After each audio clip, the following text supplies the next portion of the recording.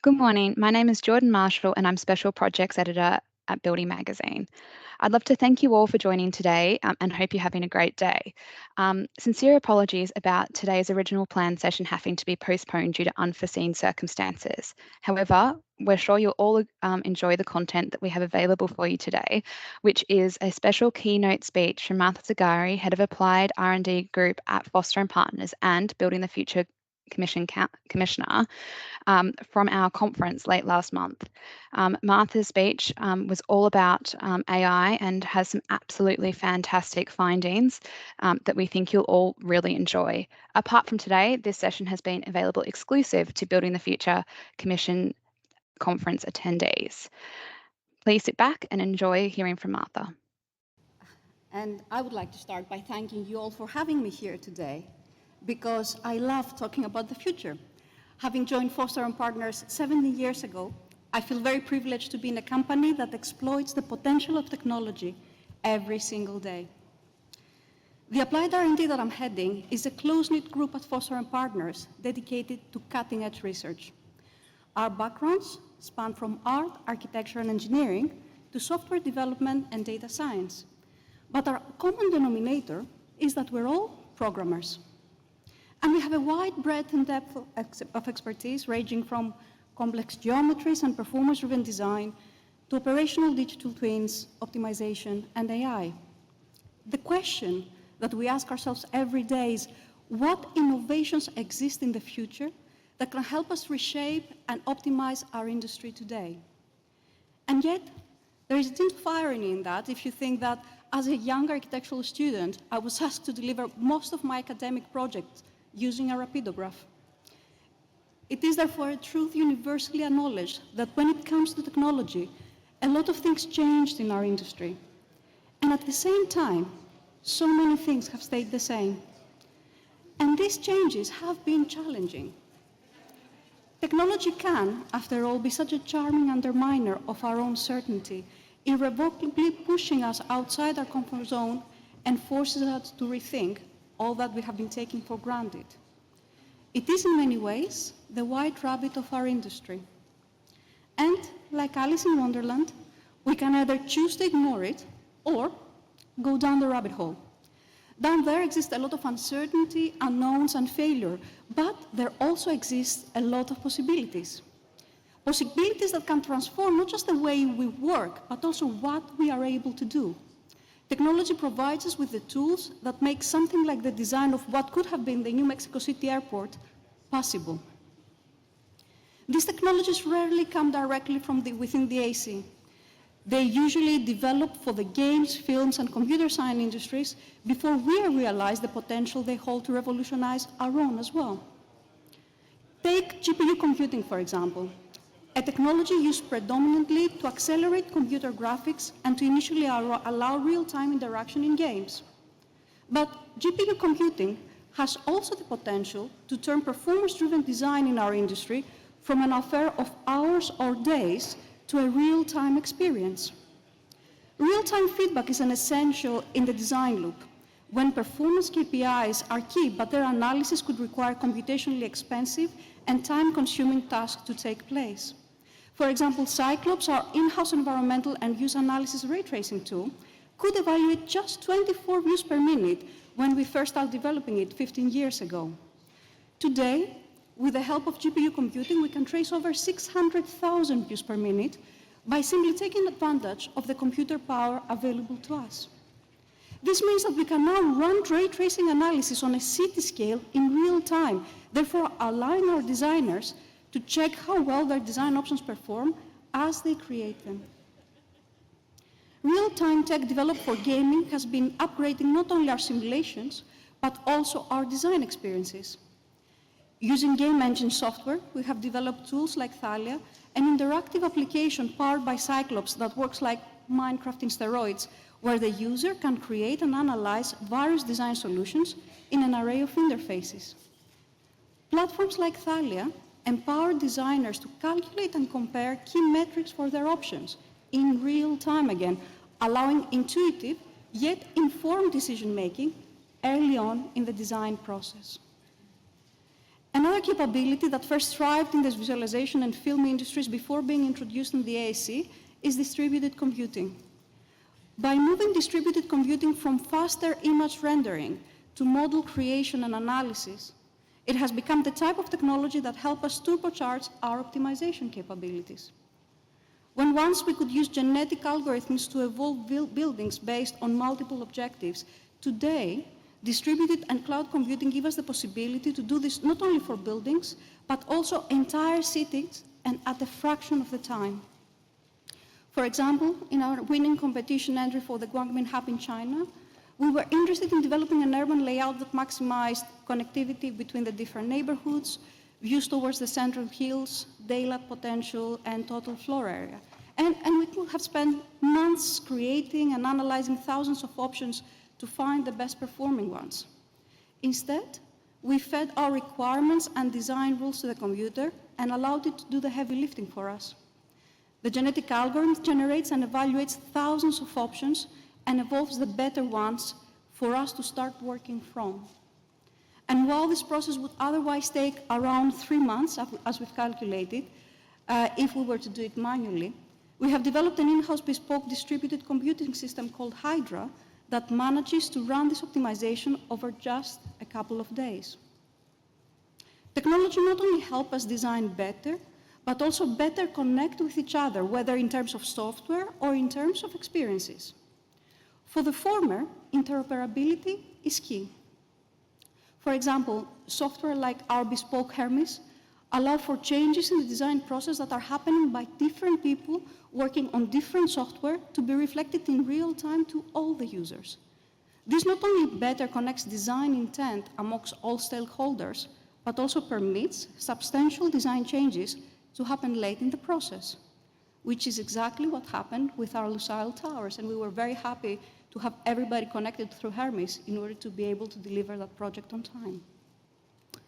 But as I mentioned, collaboration in design is not only about software, but spaces and also experiences. Because as designers, we are in the business of creating experiences. Extended reality is yet another tech that came to revolutionize the way we work together. Augmented and virtual reality have the potential to transform the way we experience the environment around us and have our special experiences customized in real time.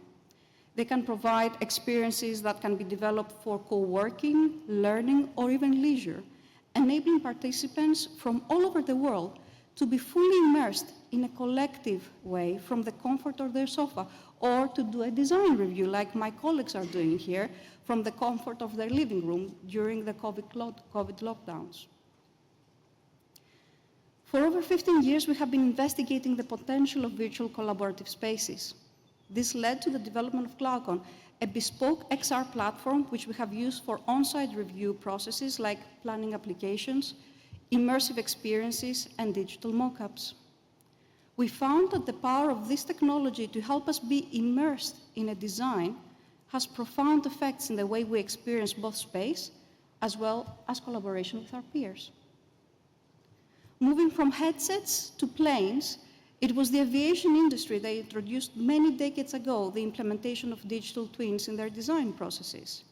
And today, the AAC has been fully adopting digital twins as a means of optimizing a building's experience for its occupants long after its delivery, as well as feeding back to the design process. At Applied R&D, we couldn't but jump at the possibilities digital twins hold, particularly for the development of smart buildings and cities.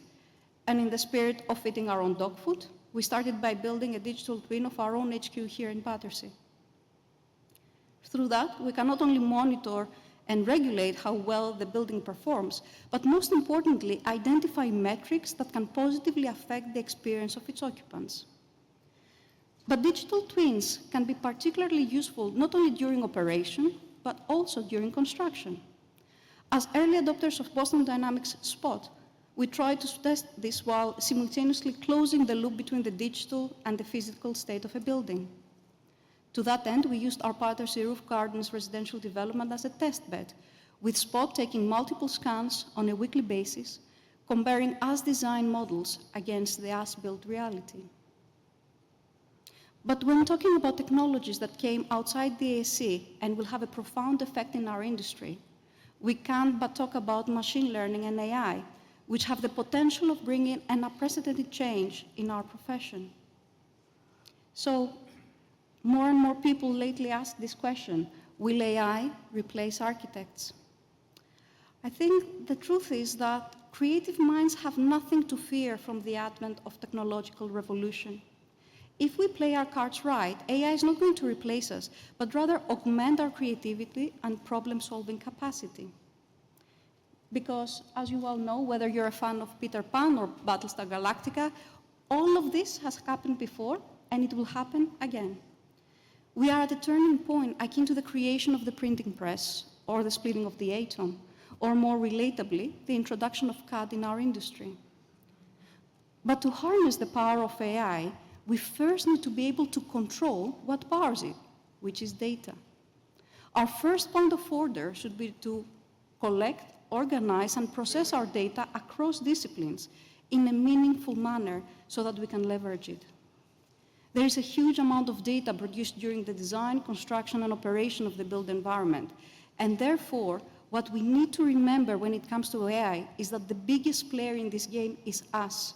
It is the data we produce, the assets we create, and the actions we take that train these systems. And there are many key areas where AI is expected to impact the field of architecture. And I will take you through some of the things that we have developed with my colleague Sheriff, who's sitting back there, and the ARD with Infosarm partners for the past 5 years. Surrogate models are machine learning models trained on huge data sets to replace slow analytical processes. We have been developing such models for analysis, like visual and spatial connectivity, since the early 2020s.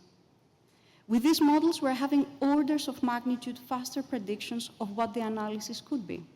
And to make them accessible office-wide, we have developed our Rhino machine learning plugin that could be used directly by any architect within the office who can use these tools. Knowledge dissemination is another huge aspect of AI. To that end, we have been working on an AI-powered search tool for the office. Our first application was done around our very valuable design guidelines, and the system we are rolling out office-wide allows people to search the guides using simple queries and getting back instant answers. We have also been working on developing AI-powered applications around operational data sites and business. These predictive models not only better visualize and contextualize data, but could help with business-related data insights. Nicole and Sheriff can talk about that later on. Design assist models can be real-time assistants and provide guidance for difficult problems in real time. We developed such a model back in 2019, when, in collaboration with Autodesk, we used artificial intelligence to predict how a passively actuated material would react to temperature change. We hope that in the future, these kind of processes could scale up to inform the manufacturing, for example, of passively actuated facades. The ability of large language models and generative pre-trained transformers to describe images, understand the context of what's there, and make suggestions based on it have brought forth the rise of diffusion models. These models can produce images like this by simply using natural language prompts in applications like DALL-E and Midjourney. We actually know of anecdotes of small companies winning entire competitions through images created by diffusion models and then struggling to deliver on the promise the AI system had imagined for them. But we don't want to use AI like that. We want to use these models to augment rather than replace our designers' creativity. That's why we have developed an app that can directly make design suggestions in the Rhino viewport as our designers are changing the massing of their buildings. And this is something we had tried, for example, a year ago. You can see the model that we create and the suggestions that are being made in real time. But the developments in diffusion models are very, very rapid. So today we are getting results like this. Having our machine learning inference API in place allowed us to quickly deploy and experiment with these new machine learning models and with much more impressive results. AI is currently making its mark not only during design, but also construction, operation, and beyond. We would need much more time to talk about these aspects, but the one thing to say is that as robots evolve, we'll see that the evolution of our symbiotic relationship will depend on mutual interactions.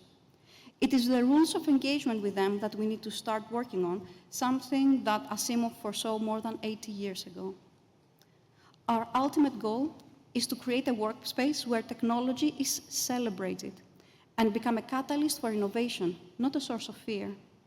And that's because while technologies like AI can assist and enhance various aspects of architectural process, the role of architects remains crucial, as it brings on the table not only creativity and innovation, but also aesthetics and emotion, collaboration and communication, and ethics coupled with responsibility.